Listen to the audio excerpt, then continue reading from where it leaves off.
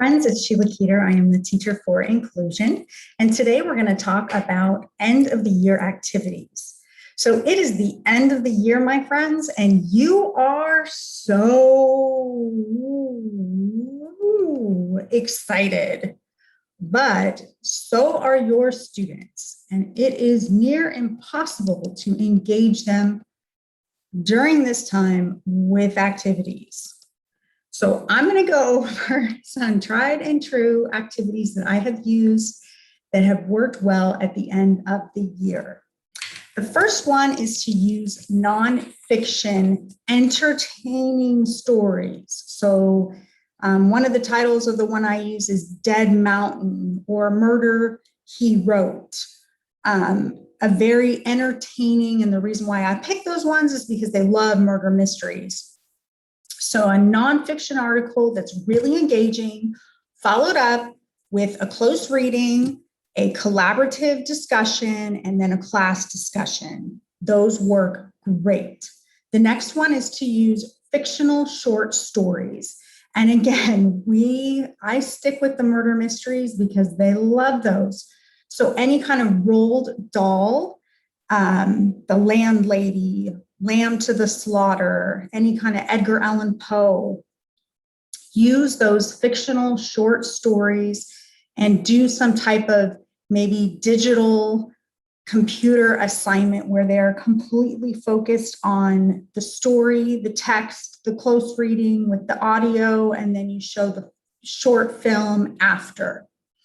The next one is to have an awards assembly, not assembly, but an awards small assembly in your classroom. Do academic, do citizenship, and then have students make up awards. They can even be humorous, like most likely to fill in the blank. Movie week, maybe show the movies from the books that you read throughout the year and have a quiz after so that they're actually engaged and paying attention during this time.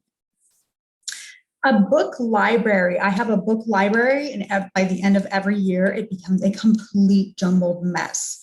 So what you can have them do is I would have each student take a book, and I have 140 students and something like that in my book library.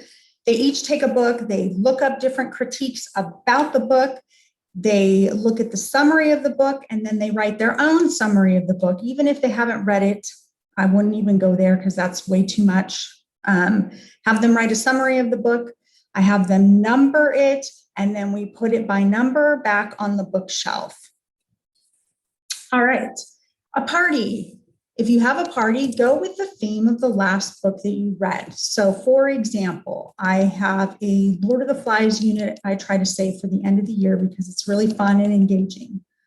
So we do like a Hawaiian themed party at the end of the year, have students sign permission slips since liability is a huge issue these days, and have students sign up to bring something, to each bring something for every class so that you are not spending a fortune. Digital portfolio, create a digital portfolio and have students post their work for reading, writing, listening, and speaking, and then they can share it with each other. You can have computers set up in the classroom at different stations, and they can move from one to the next, and they can just fill out a little sheet, putting some comments, compliments about the student work that their peers have done that year.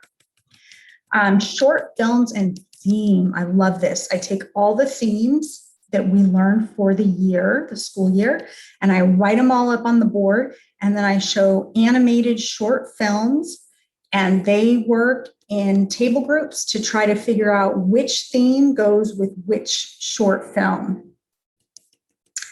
Station activities, so you could take a theme, maybe one theme from the last book that you did, and create station activities, maybe have like a poetry slam at one that they watch and then fill out a questionnaire. Maybe they have a how biased are you test that Harvard created or something. Maybe they have a station where they draw based on their partner describing an image that relates to the theme. so on and so forth. You can do station activities, and that can last for up to a week or even 2 weeks. And then I have a list of team builders that can be used. Of course, team builders are good. They just don't last as long. So these are ideas, activities that can last for a month or two. Obviously, you wouldn't do 2 months, but maybe a month or a couple weeks to keep them focused, on track, and to keep you from losing your mind at the very end of the year. Okay, thank you so much. I hope this was helpful. Bye-bye.